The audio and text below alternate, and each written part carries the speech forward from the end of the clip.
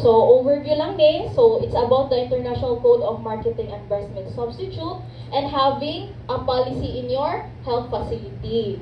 Also, dapat na monitoring about sa kanang effectiveness sa policy nato sa atong facility. Sa step 2, it's about the training of the staffs. So, dili lang ang clinical staff ang atong i-train, include si non-clinical staff, which is our breastfeeding orientation. So, step 3, discuss importance and management of breastfeeding with pregnant women and families. So, mani atong mga, katong nag-mention si Ma'am Gania, mother's class. Ana siya mag-start sa prenatal sa atong mothers. Step 4, facilitate immediate and uninterrupted skin-to-skin contact and support mothers to initiate breastfeeding as soon as possible. So, maning gitawag nga, unang yakap. And also, if you are following the duration of at least 60 minutes na gatapot yun si mother and baby. And also, step 5, support mothers to initiate and maintain breastfeeding and manage common difficulties. So, ang pinaka-critical ko ang yun to check for breastfeeding kanang concerns is postpartum. Anha mag yun makibaw si mother nga kanang unsa iyang mga need kanang og advice from you.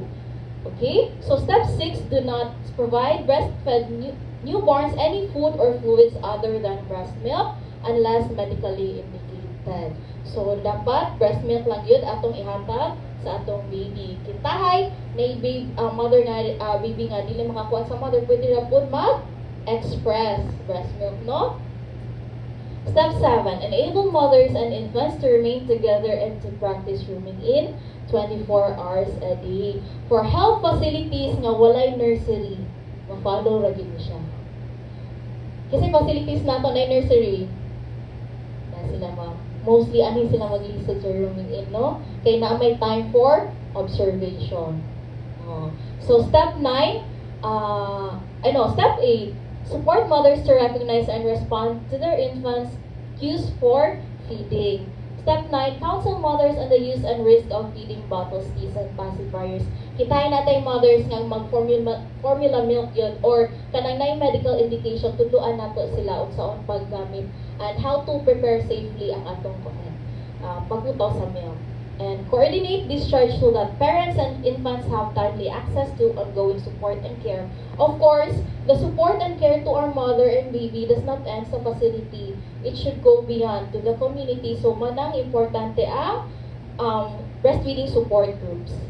So, mother-friendly care, review of facility policies indicate that they require mother-friendly care. So, maning encouraging women to have companion kanang makauban ba kanang SO sa mother sa atong labor rooms, kana siya na pwede sila mo drink and eat light foods during labor and use of non-drug methods of pain relief unless necessary.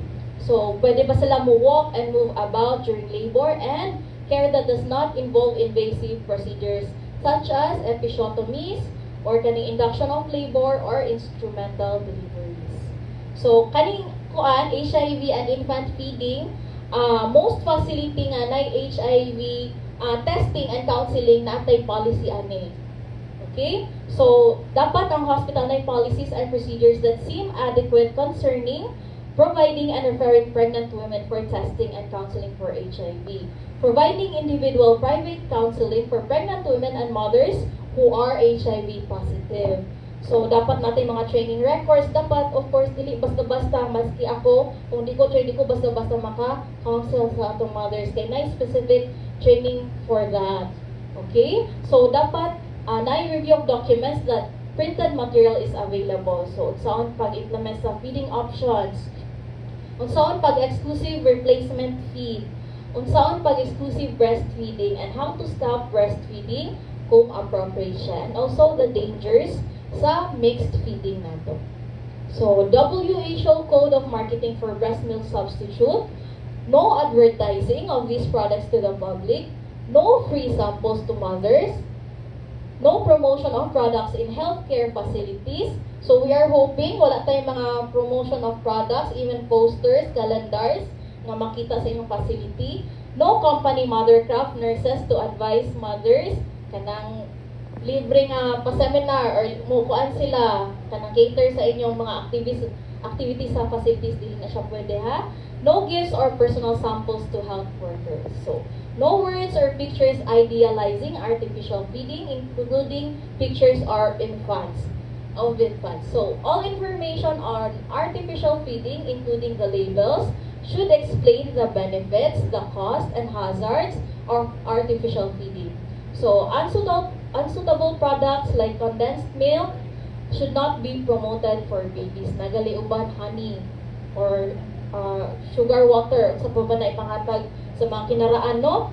All products should be of high quality and take into account the climatic and storage conditions of country where they are used, especially kay init atong Pilipinas, no?